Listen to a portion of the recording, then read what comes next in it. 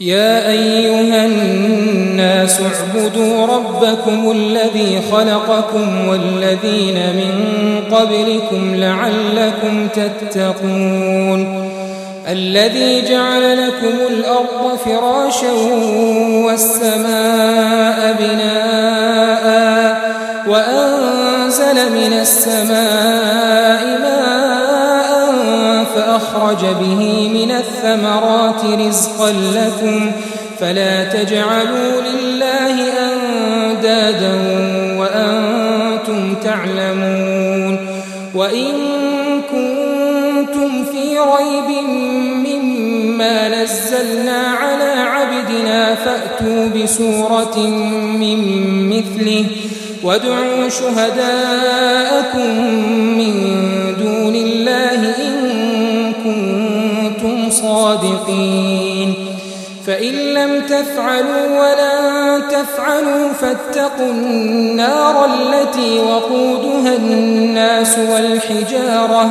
أعدت للكافرين وبشر الذين آمنوا وعملوا الصالحات أن لهم جنات تجري من تحتها الأنهار كلما رزقوا منها من ثمرة رزقا قالوا هذا الذي رزقنا من قبل وأتوا به متشابها ولهم فيها أزواج مطهرة وهم فيها خالدون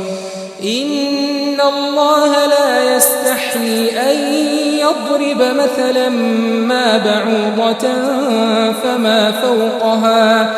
فأما الذين آمنوا فيعلمون أنه الحق من ربهم وأما الذين كفروا فيقولون ماذا أراد الله بهذا مثلا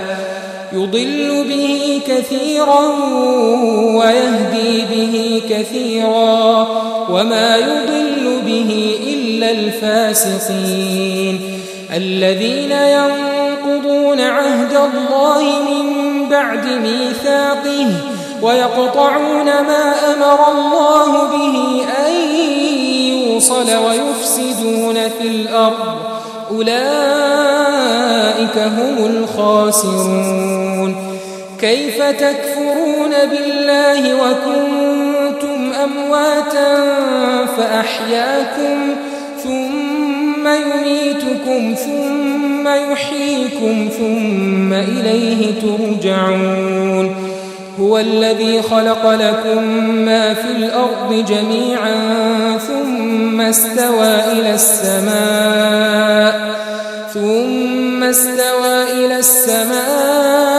فسواهن 7 سماوات